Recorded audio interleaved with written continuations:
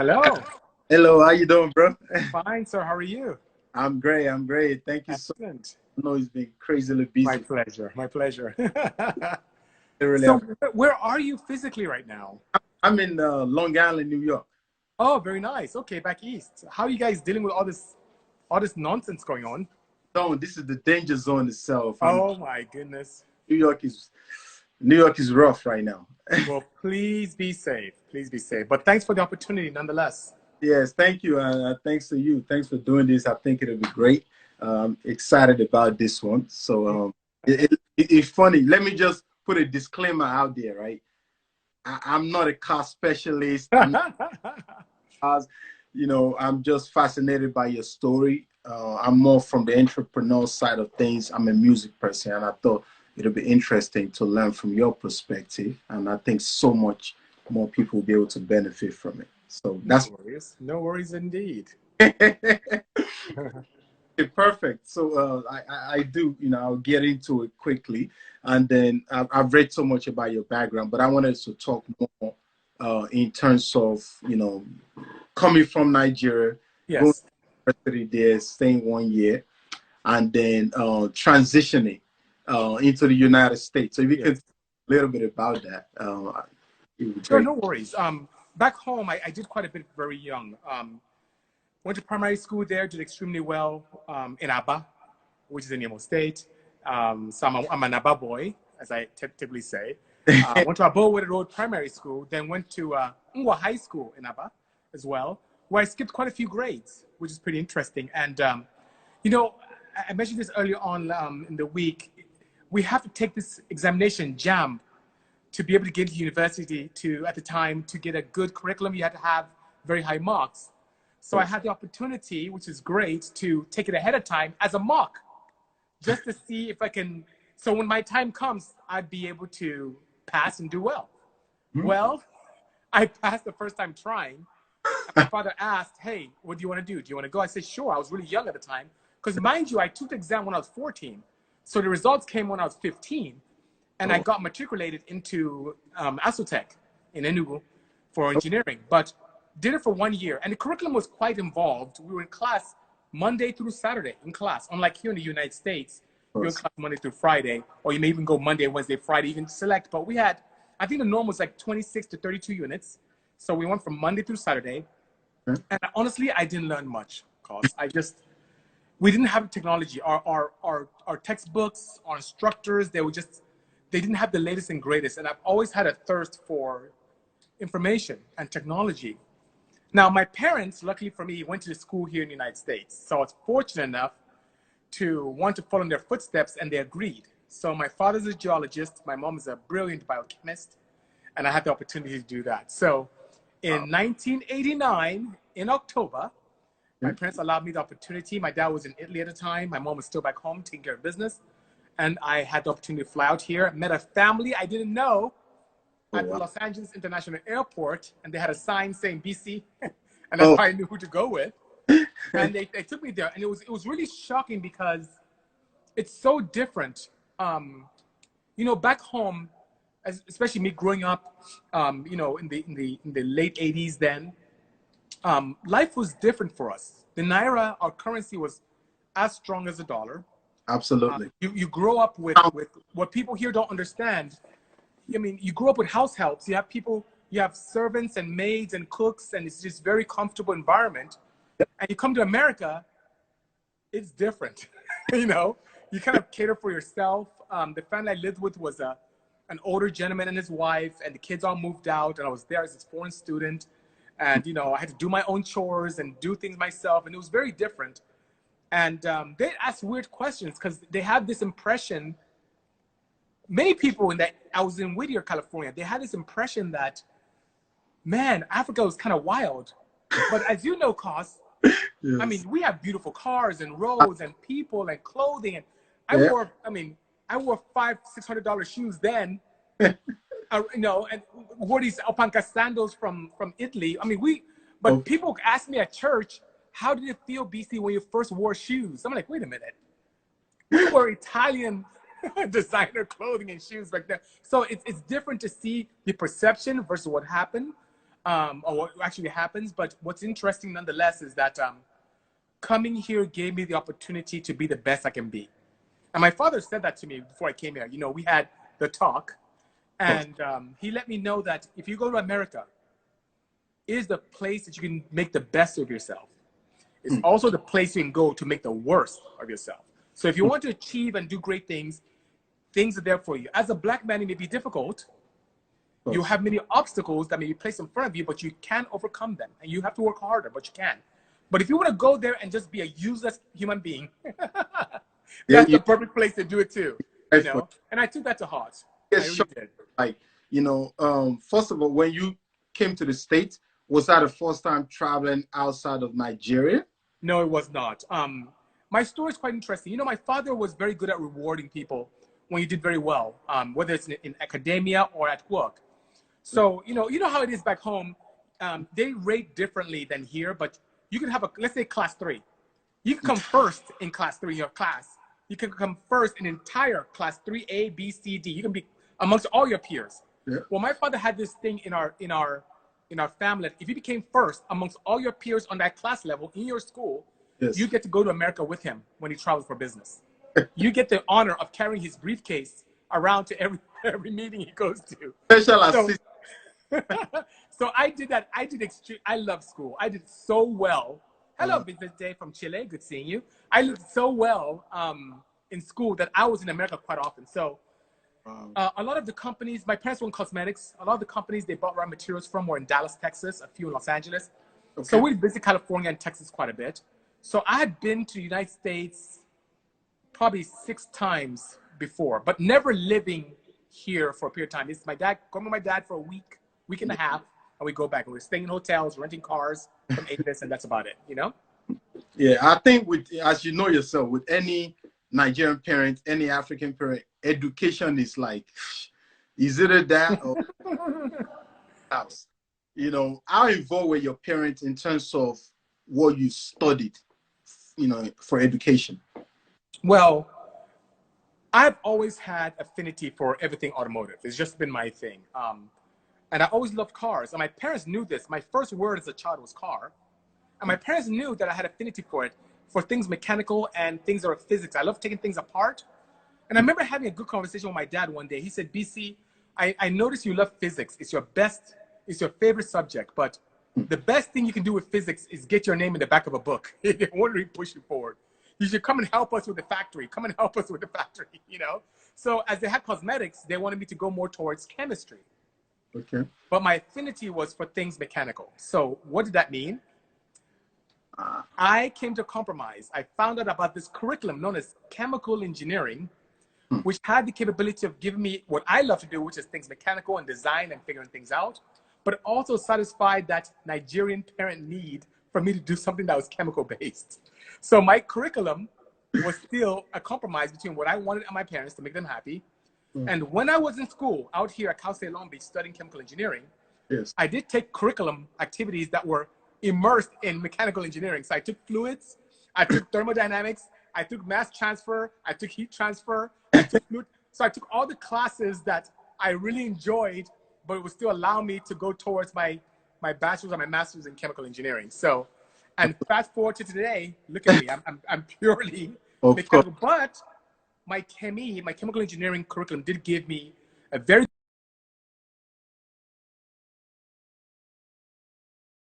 you know, and you went to school at a very young age. Was there any issues with that in terms of just being matured enough? You were like in university at 15 years old. I'm very, you know how we are back home. It wasn't a challenge. If you compare even a 15-year-old here in the United States versus a Nigerian 15-year-old, yeah, there's a big difference. Big. What really helped me, yes, I was extremely young. I think at the time probably the youngest to enter, but I'm sure I've been surpassed by now. But what helped me is that I had family members who were at the same school studying engineering as well. So that was kind of something that made it a little easier for me. When I came to the United States, I did notice that the fact that we were raised a certain way and that we weren't very, how should I say, cuddled as children allowed me to be very mature here. A lot of my peers here in the United States when I came here at 16 were very protected. They never traveled on their own or did much or had the responsibilities we had when we were back home. And that year away from Imo State, that year away in Enugu, really did mature me very quickly. So I had the ability to be in an environment that's strange and have the discipline not to get in trouble as well. But that didn't last very long because I started doing some racing things that are pretty naughty. Of course. We'll talk about that in a moment. I'm reading your bio and seeing a bunch of videos and stuff. Like you ended up, how did you end up in pharmaceuticals? Great question. Thank you so much for asking that. Once again, I studied chemical engineering, and you know how parents are. You know how Nigerian parents are. They wanted me to have a job in the field that I studied so I can use that opportunity and come home and help with the factory. So when I studied chemical engineering, most chemical engineers tend to go to petroleum. So I did an internship in my final year in Mobil and Arco, those two refineries in El Segundo, California. And when I did that, I knew it wasn't for me because all we did was look at gauges all day. I was not interested in doing that. I want something where I can figure things out. So I noticed there was an opportunity as a research scientist in a company called Phenomenex in Torrance, California. And what they did is high performance liquid chromatography. That's just a very fancy way of saying you're given an unknown and you have to determine what that unknown is. And my goal as a scientist was to come up with a process or processes to separate these compounds and then put together a format so that those compounds could use that format for quality control. So that's what I did. So I started that. It was really exciting, very hush-hush because you had to use passwords to get into the building. You had to go underground. It was really cool and kept my cogwheels going, that scientific cogwheel going. But while I was working, a lot of times my mind was elsewhere. My mind was on my race cars that I was designing components for that ended up being a very good side business for me that allowed me to do what I do today. So that's what got me into it, is literally my interest in doing something that was technical and immerse itself in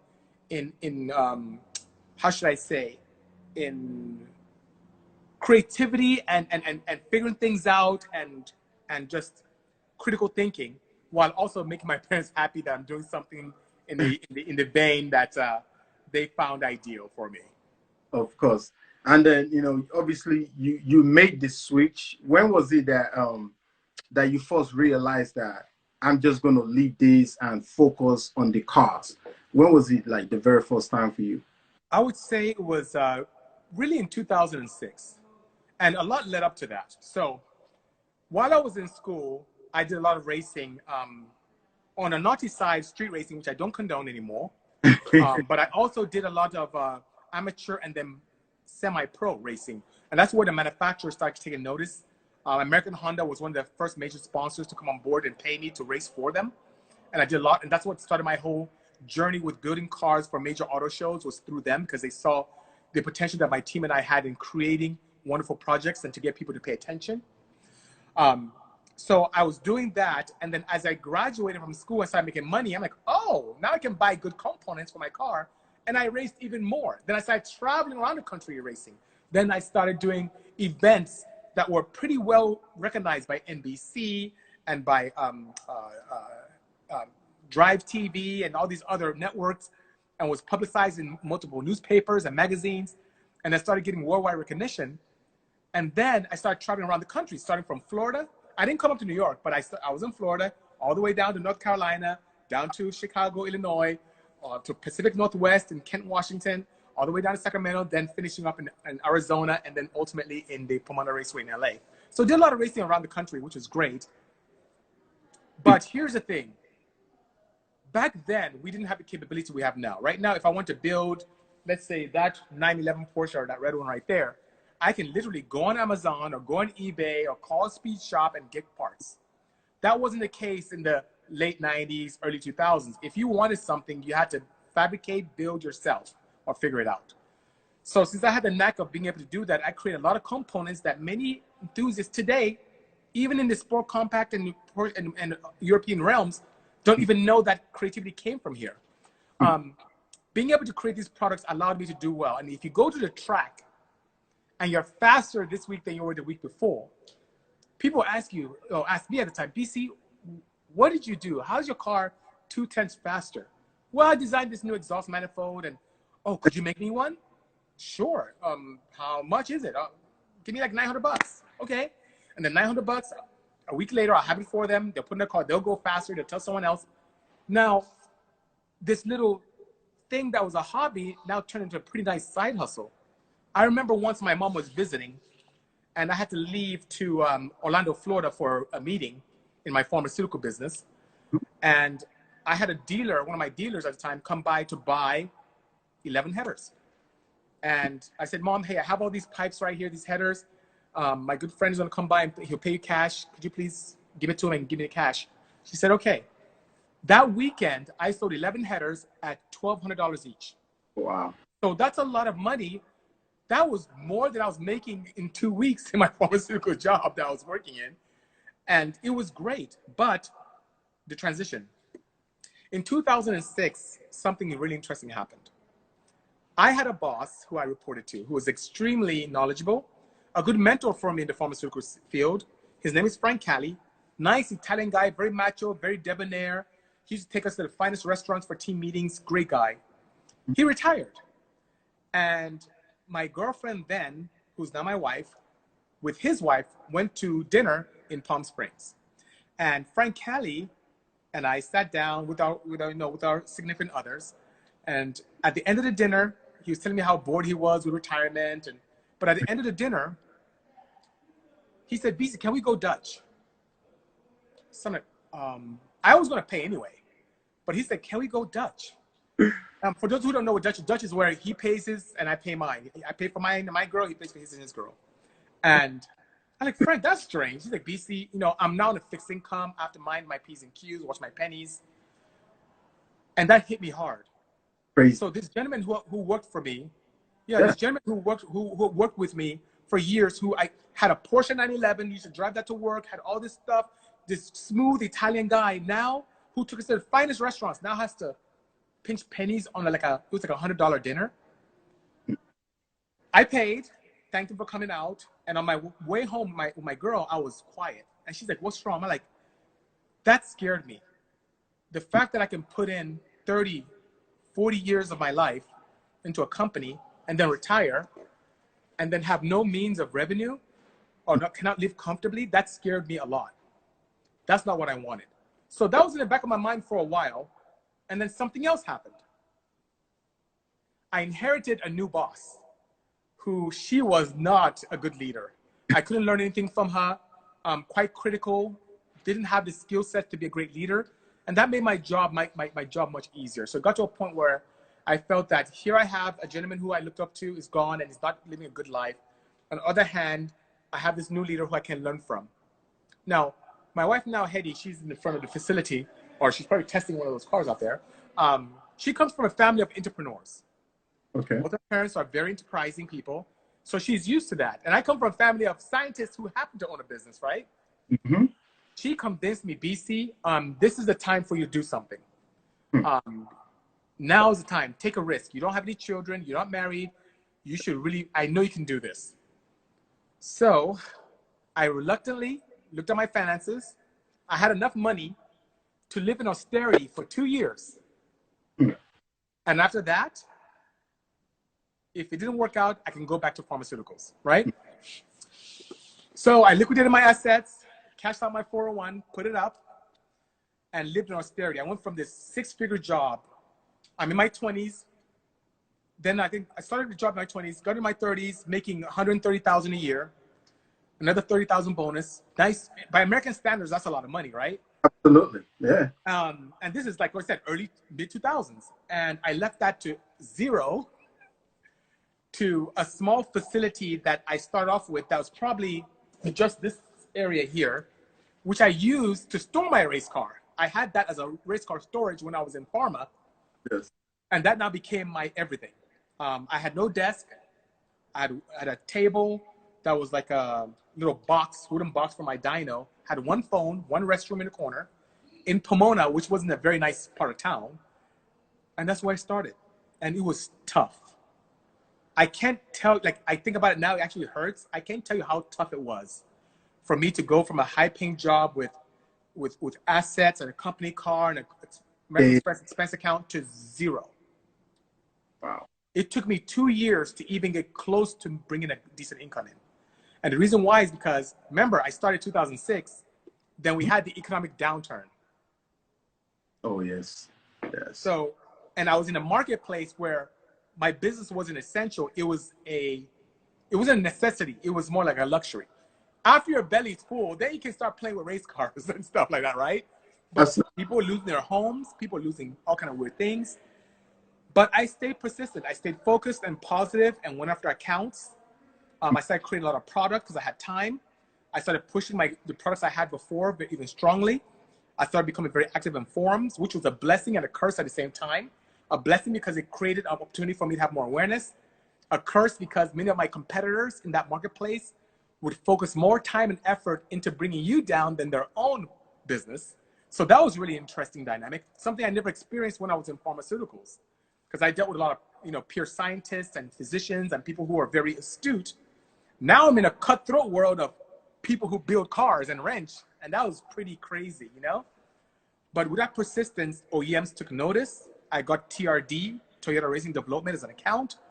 I started opening up my dyno services. I started creating a lot more products. People started winning races with my products and started doing well. And as I stayed persistent, my team started growing. I learned a lot because some things I let go and I put someone in place and they will fail and I have to go back there and bring it up again. Oh, I love this place. I have to go over there. So it was a lot of moving around. I wore lots of hats to make the business continue to grow, I wanted to ask you this, right? First of all, that's a lot of stuff, and I'm so sorry. No, and I'm cutting it down too. I'm so sorry. I wanted to talk about the because a lot of people will see you today. Oh yeah, Bisi Moto, he's building Porsches. You didn't start out like that, right? No, all the way far from it. Nambra, right? Niger, the people that we are, right? To race car. I remember when I was young, my mother saw me just on the skateboard alone. She's like, "Oh, you this boy, you're gonna kill yourself." Talk less of racing cars. Like, were you scared? Like, I mean, where was that from? Like the confidence and it was actually almost like a mixture of not knowing any better and being excited. Believe it or not, racing. Oh, I say this internally with my family, but people don't know this, and this is the first time me saying this ever in public. Racing is not something I do because I like racing. It isn't. Racing is something I do as the first-hand opportunity for me to experience my creation. So when I test something, there's no better place to validate that test than the racetrack. Yes, you can put on a dyno and see what it does, but going to the racetrack is the best way to validate your component. And that's what I did. And that's why I raced. Every time I was at a racetrack, and those who are close to me know this, something is different. When I break something, I laugh. I get excited because I'm going to learn something. Other people blow something up. They're pissed off. They're kicking the car. They're mad. Hell yeah. Last week, I broke some axles. I'm looking at it right here. And I'm laughing. And then there's a media person I'm in this electric car, my first electric Porsche, first electric car. I'm in that car. We break both axle stubs. And I'm laughing like, oh my goodness. And he's looking at me like, what is wrong with you? I'm like, what do you mean? He's like, you're not pissed? I'm like, no, why would I be pissed? I'm going to learn something. And then when I create this for a customer, they will have the best components. Imagine if I never tested that and never found that and sent that in the field and my customer has a mishap. That's bad. That's bad for him. It's bad for me. I'm going to learn something and make it better. And by this time next week, I will have a component already that is absolutely bulletproof for that drivetrain, How important, like, in terms of your background, your parents doing what they did, and also to a certain extent, they were entrepreneurs also because they had their own company, right? Yes. Then your significant other was very supportive also, Yes. And just like, go for this, you can do this. It's not easy to tell somebody from a high-paying job to drop everything, to start. I mean, it doesn't fly well with too many people. It doesn't. I can tell you one thing. It was a little disappointing for my parents because, once again, my parents are scientists first and happen to have a business. So my mom is this brilliant chemist. She worked for a cosmetics company when she was here in the United States, developed a ton of, like what I'm doing with cars, my mom does with chemicals or chemical compounds. She can create and develop. She's an amazing brain. And so she did extremely well. But when it was time for her to go back home with my father to Nigeria, she decided to take that company with her and expand. So they had to do that. But first, they're scientists. And first, she had her job, well-paying job, with a cosmetics company in Carson, California. So for me, I'm in America. My job is to get the best education possible, learn as much as I can from a scientific perspective, so I can come back home and grow that company even further, right? But here I come, I leave the well-paying job, and I'm gonna become a mechanic, you know? And you know how mechanics are guys are. So, you know, even people couldn't, my parents, my dad's name is Emerson. Emerson, his son is a mechanic. He went to America to become a common mechanic, you know? But the funny thing is, what we do is a lot more. I don't know if I'm at liberty to share a lot, but please. Companies like American Hyundai, we develop engines for them, engine components that are in vehicles that drive today. There's a very high performance Hyundai Kia that exists that everyone loves. That engine configuration came from this facility. So what we do is research and development. What we do is we improve the quality of life for individuals all across the globe by creating these wonderful machines and these wonderful components that help people, you know, love their vehicles more. And then now we're exploring this new horizon above and beyond exploring things with OEMs, where we're electrifying and repurposing older classic vehicles to create a new, cleaner environment that's also a lot more enjoyable for the performance enthusiast.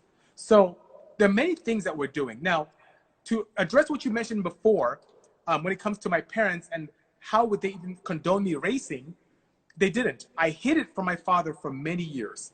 My mom knew something because she came to America once a year to visit. She knew. She didn't say anything. My father did not know. One day I visited home.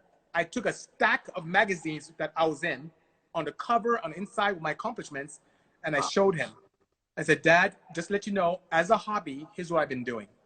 And he looked at me and he said, I knew it. I'm like, oh my God. So don't think they don't know. Oh, they know. They know what's going on. They knew it. Anyway, so that being said, it's been a great journey, but it was the most terrifying, but now fast forward to today, the most amazing thing. And now my parents have they support me so much. My wife, my girlfriend then, who pushed me to be now my wife with 2 kids, is my biggest supporter. She's my vice president here. I do all the technology. She helps with all the contracting. I have a great, wonderful team here. Even though with COVID, we're a bit skeleton crew, but I have a very supportive team that allows me to do wonderful things. Without my team, I'm nothing. I can come up with concepts and design and create and have the vision, but without my team, nothing is successful. No man is an island. Shout out to DJ Zimo. Zimo said, there's nothing better than doing what you love. Amen. And because of that, I'm here.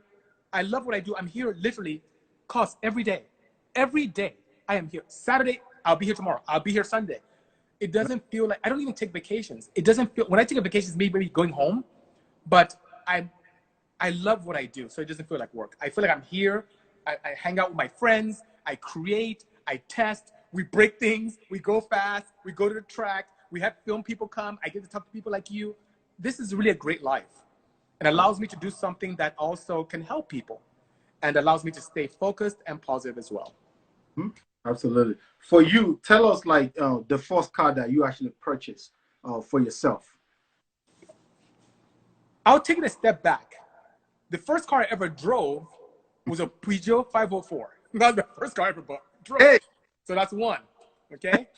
Now, the first one I ever purchased with my own money was a Nissan 200 SX, which I got because the family I lived with felt that the car I wanted was too small, which was, I wanted a CRX. But then when that car was rear-ended, I'm like, see, this is God's will. I'm gonna go buy my CRX. So I went and bought my CRX. Yeah. Wow. Man, that was the first car that actually opened my eyes up to performance. And I fell into that performance arena by mistake as well. I never had intention to buy that car to race. There was no high performance community at the time when I bought that, when I first came here. It just so happened that one day I got up to go to school and I heard this loud exhaust sound emanating from the rear of the car. I knew it wasn't right, but I liked the sound. So I went to a local dealership, and they said my muffler was perforated. It was rotten. So I needed to change my muffler. And the price they gave me was too high. So I went to a local muffler shop, got that replaced, and then the sound I heard and the power I felt just turned something on in my brain. I said, BC, you need to figure out what this is and take it further, because I liked it, you know? This is like, it's a beautiful journey, and it's a great African story. It's a great American. It's not over yet. This is just the beginning. I really mean that. We are very fortunate, and I know that we have so many challenges back home. I know that. But we're blessed, because you see that behind me, this pink and gray car? That's my first venture into the EV world. That's my first electric vehicle. And yes, we should be ashamed as people who are close to the equator, because we haven't taken full advantage of this technology. But we need to be, as a people, we need to be leaders in solar technology, in renewable energy, because we have the best environment to do it. And when I say we've barely started, that is my ultimate goal, to take this technology back home, to put us in a position where we as a region are leaders in renewable energy. That is my key. And until that happens, I will not rest. So all this I'm doing is great. I'm having fun. I'm learning. But my ultimate fun opportunity would be to allow our region to rise and do very well with this new technology that will really carry us into the next millennium. Absolutely. And that brings us to my next question, right? I think when you talked about when you went to university, right, in Nigeria, like, and up to today, a lot of people still share the same pain, the same complaint that, everything is great, but in terms of the technology that is available to students to practice what they're teaching them, it's not really there. Yeah, I agree. And I'm partial to blame for that, because it's people like us who should be back home more often making that happen. Now, that is true overall, but there are pockets in Abuja, in Lagos, in the East, where people do have access to technology, where there are incubators, where Microsoft even has some small incubators in Lagos where they're taking some of that coding energy and using it for North America. A lot of people don't know that, but I'm aware of what's going on. Yes. But it's not widespread, but it needs to happen. You're right. The internet has been great for us. It's been a great tool to allow us to be able to share information globally. So you now have access to information that I didn't have when I was growing up. I can tell you, if I had the internet when I was in Aztec, maybe I wouldn't have come here, because I would have had access to that information. But I didn't. The books were from the 60s. The 60s. So that being said, I couldn't learn anything from chemical engineering in the 60s. I could, but it wasn't good enough. And that's one of the reasons why we came here. But now I'm here. Americans have been very kind to me. It's unfortunate that a lot of our people don't even know what I'm doing here. I get more praise and embracing from Americans and people from the UK or Europe than I do our own people. But thanks to you, Cos, and many of your other peers, that's starting to change. So I really appreciate you giving me this forum to share what we've been doing here. But I am Nigerian. I'm proud of it. I take pride in being able to put positive things out there about our region. When I see things that are not so positive, it really hurts me, but it doesn't stop me. It actually gives me more impetus, more fire to go and show what we can do, what we can achieve. Mm-hmm. And I won't stop. I will not. I'll keep going no matter the odds, and keep pushing through. Oh, I saw one of your videos on YouTube when you were giving a tour, right? Of your I think one of the cars that you said has won you so many awards. Yes. And on the side of it, your name was there, right? Yes. So your name, the flag was there, the Nigerian. Of course, because I'm Nigerian. Put any flag there, like, but you put Nigerian flag there. I'm very proud. Yes, the race car is right over there. It's my Honda Insight. It's the car that has many world records, still standing to today. I need to bring that back out. It's just I have so many projects going on. It's tough, but yes, I took that step forward. There are times I insisted when I raced that either either Fela will be playing, or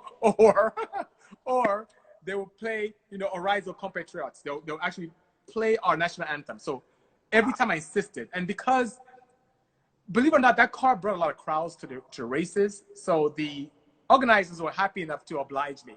So I always have a CD with either our national anthem or some fella song, Mm-hmm. and they'll always play every time I came out. Because that's how proud I am. I really am, you know? It's just so unfortunate. We have so much wealth and so much opportunity back home.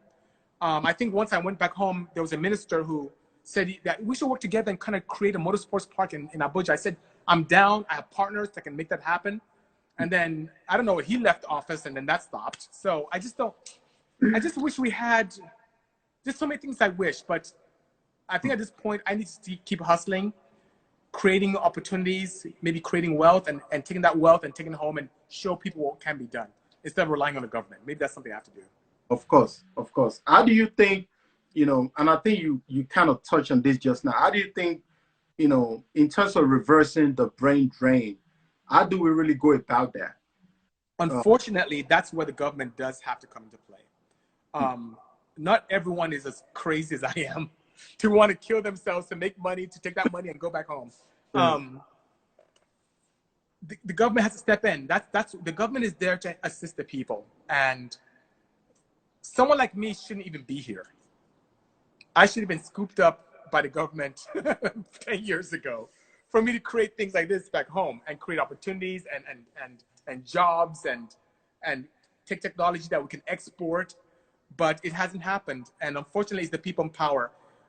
We are people, we're singular. As a group, we can try, but the government, the people in power are the ones who can make it happen. Those are the ones who can stop the brain drain. And it did happen to some extent in the late 70s, but it's not happening now. It really isn't.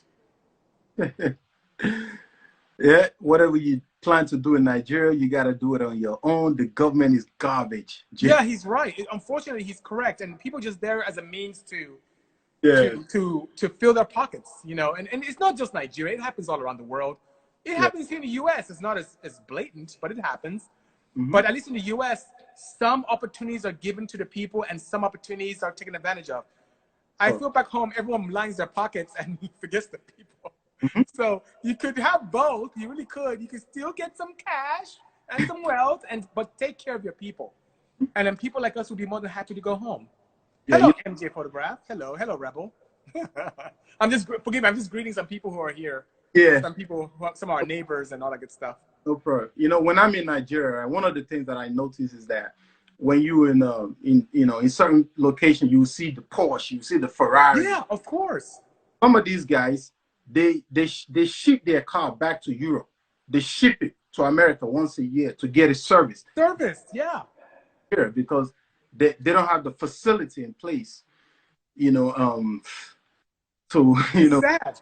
I've seen both. I've seen where people will ship their vehicles overseas for standard service. I've seen, and I've known personally, a mechanic here flown there with his tools, put up in a 5-star hotel for a week, paid 15 grand for that week just to service a car, and they come back. And that 15 grand, most people don't make it in 3 months, but they make it in a week or a weekend being there. So it's correct, Wow. It's unfortunate, but it's okay. Those are privateers. We just need something needs to happen. And once again, are we part to blame cause? I mean, should you be the president? Should I be the president? Are we the ones who are not in politics because we can make a difference? Does the power corrupt people? Will you get there and become them? Will I get there and become them because someone's making me do that or else? Who knows? We joke sometimes within our family, if a good man goes there, he won't be there for long because someone would say, oh, you're going to block my money now. Oh, you're going to block my money? Yeah. Oh, you're here to block me. Okay, you see. So it's a catch-22. So what is the goal? What do I have control over? Creating opportunities myself and taking myself back home. Because I don't know the last time you went home. I go frequent. Okay, good. You see what China's doing back home? Of course. Okay. China, they see stuff that some of us don't even see. So they're taking advantage of that. It would be a shame if they just do so much more there than we ourselves can do. It would be unfortunate, Yes. So that being said, we need to step the game up. And I'm doing my part. I'm going to do it. That is the beginning for me. I'm going to do whatever I can to make sure that we, within my world, lead in renewable energy. At least, if not Africa, the world. We have to, I'll always say, please forget coming to Nigeria. it's my home. I have to. All our wealth it's where we're from, and Yeah. it's a blessed area. Yes, America is comfortable. It's great. It allows me great opportunity. But you talk about wealth. Your name is Ola Wealth. There's more wealth back home. There's more. Our oil is sweet. There's no sulfur. Our minerals are abundant. People are just taking coal, taking marble, paying us nothing, taking it, shipping it out, and then we buy it back to put in our homes. There's so much. I'm telling you, it's amazing. It's amazing. Hello, Ray from Cayman Islands. Good seeing you. Smokey said, I'm going home, man. We're coming with you. And he's, you know, Sounds good. Let's do it. Let's do it. I'm telling you, it's this opportunity. There really is. A lot of the best of our talents, our artists, you know, they've been signed by major labels in America. And it's thing, whether you're in pharmaceuticals, whether you're in the music business, whether you're in your field, we're seeing the same pattern. So I think essentially, like what you're talking about, continue your hustle, Yeah, of course, and then go back and set up shop. And absolutely, absolutely. and things like that.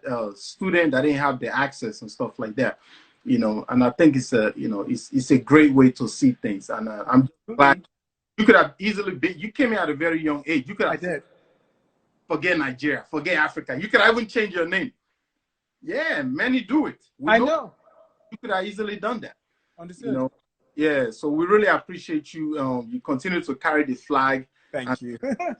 You know, give us something, right? Give us what are the criteria that you feel has helped you to propel as an entrepreneur? A couple of things. Two major things: persistence and positivity. Those two things. Staying positive, persistence. Because I'm telling you, and forgive me for being redundant, it was tough. Leaving a very comfortable job with great health benefits and 401k and six figures, and I'm in my late 20s, early 30s, have my first home is great. To now cut, to a small room in Pomona with nothing. And if the phone doesn't ring, you don't eat. If you don't sell something, you don't eat. If you get sick, you don't have health coverage. It was really frightening, but I stayed positive and I stayed persistent. And I surrounded myself really with great people. With the push of my girlfriend, now my wife, she helped push me when I was down. Like, what did I do? Should I go back? Should I just fill out an application? And she's like, no, just keep going. I mean, today I look around, I'm like, oh my goodness. I mean, I couldn't imagine this. I couldn't do this if I stayed in pharmaceuticals. It's just not possible. I couldn't have influenced people. When I see someone driving one of my creations, it makes me feel good. When Jay Leno gets into any of my Porsches, any of my Hondas, any of my vehicles and says, this is how cars should feel. I would drive a bicycle if you built it, BC. That makes me feel like, Jesus, I mean, what do I have to do to get Jay Leno, who's a multimillionaire, who has cars, he has every car, to then look at my Nigerian ingenuity and say, this is how cars should feel. Absolutely. I couldn't have done that with pharma. It's just not possible. The great people I have here, the team, I couldn't have had these people. So I had to stay persistent and keep focusing on the prize, which is to be successful. I had to stay positive because negativity will sop you of your energy. And I had to surround myself with great people. I had to. Give an advice to a 15-year-old in Nigeria right now, in Anambra, in Lagos, or even in Ghana or anywhere in Africa. If a 15-year-old that's just getting ready to see the world. Things may look bleak. You may think there's no way out. There is. Be yourself and stay positive. That energy will attract wonderful things to you. You may feel the need to do things that are not ideal, but don't. If you stay focused and stay on that energy path of doing great things, I may meet you. Someone better than me may meet you. Someone that can really help you may just come across your path, and that will change your life forever. That is my advice to you. It's even the same advice I have to myself when I was 15 back home. Absolutely. Man, wow. It's a lot. Bisi, thank you so much. Thank you so much, Cos. Yeah, I have a quiz that we're gonna do. We'll wrap it up. We're gonna test your WAEC, your job. Uh-oh. All right, cool. Just straightforward answers. For you, automatic or shift cars? That's a very tough. You want a simple answer? That's gonna be tough because I like to combine the two. The perfect melt for me, the perfect opportunity is the best of both, where you have a mechanical manual gearbox with like a DSG or like a PDK that have in Porsches where it shifts automatically, but it has the strength of mechanical gears and the efficiency of the mechanical gears. We don't lose a lot of drivetrain opportunities with a how should I say, with like a torque converter. That torque converters in automatics, they Yes. take a lot of energy. They make engines really inefficient. They really take a lot of energy to turn those things. So the best of both worlds would be the combination of the two. A PDK or dual clutch system like a DSG that VAG has, which is a mechanical box with a dual clutch assembly. That's automatic. That's very simple. Thank you. Very, very simple. All right. Fast and Furious 7. Oh no. Ferrari. Go ahead. Go ahead. 7 or 5? 7. Are you asking? Okay, I didn't quite hear you because you're cutting out. Sorry. Ask me again. Yes. Fast and Furious 7 or Ford versus Ferrari, the movie, which is Ford versus Ferrari. Yeah, Ford versus Ferrari. All right. What do you rock the most, shoes or sneakers? Shoes. I'm Nigerian. What do you? All right. Jollof rice or pounded yam? Jollof now. Oh, so Cos, Bisi Moto's here. That's my wife. She's right there. Oh wow. She said Ford versus Ferrari. I'm telling you, she's my biggest cheerleader. She is amazing. Oh, beautiful. Thank you for joining us, madam. Our wife. Yes. Oh man. Okay, so egusi soup or okra? Hey, ooh, that's a good one. Hey, awesome egusi ko for okra kona asum. Hey, can you na jumi here? Hey, yeah, gosh, dike. For okra. Okra. For the correct guy. All right. Apple or Android phones? What do you Oh, Apple. I'm an iOS guy. Yeah. Hardcore. 100%. All you Android guys, please. Yeah, come to the light. Yeah, go off life. Makeup or natural? Natural. Just like my wife. All right. Pharmaceutical drugs. Yes. Traditional Nigerian local herbs.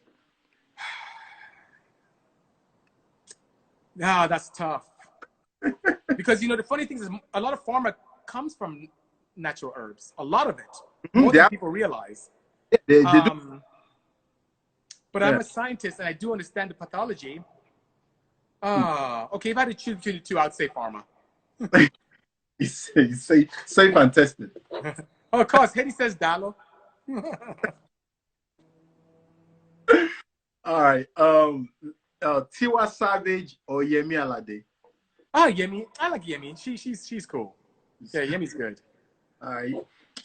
Movies or music? Music. Anambra or Lagos? Ooh, Lagos, yeah. Lagos. All the way. Thank you. And that was I had fun. Those are good questions. You're pretty good, Cos. I really enjoyed this. Yeah, thank you so much. I'm gonna stay in touch, keep you posted. In terms of Nigeria, in terms of what you're doing, and like I hear anything. I'm laughing because Olu was smoking saying 504 or 505. Oh my God! I hope he doesn't mean dog meat or goat meat. So I say 505. The car 505 is a newer model. If you have 504 or 5 in Nigeria those days, you were king. Of course. Hey, especially was that the GL 504 GL? Yeah, you were making it happen. There was some Nigerian president that was driving that. Well, there's one car here that I'll make this very quick. There's one car here that is something that really hits home for me. And do you know what this is? This is a V boot. It's a V-Boot Mercedes. Chai. I know. So if you had this, Yes. Yes. if you had that back home, you were king. You were king right there. Yeah. He made news. He did. Yeah. He was like maybe oh my God. us or like some top politician. Exactly. oh, Cos, thank you so much, sir. Thank you. Thank you. Thank It's you. fun. Yeah, it's fun. Shout out to everyone for tuning in. Take care, my brother. Take care. Likewise. Cheers. Bye-bye. Oh man. Wow. Shout out to Bisi for coming through. That was beautiful. I learned so much, and wow, what a great person. His mentality, state of mind, that was beautiful. Shout out Zemo, shout out Jay, Smokey. Thank you so much. For making this happen, and even introducing me to Bisi, because I didn't know about him at all, and I felt like if I didn't know about him, this is bad. I'm really out there, so I have to get more people to know. Yeah, thank you all so much. I'm gonna have this out on podcasts, on YouTube, and IG everywhere. I appreciate it. Thanks everybody. More blessing. Thank you. Thank you all.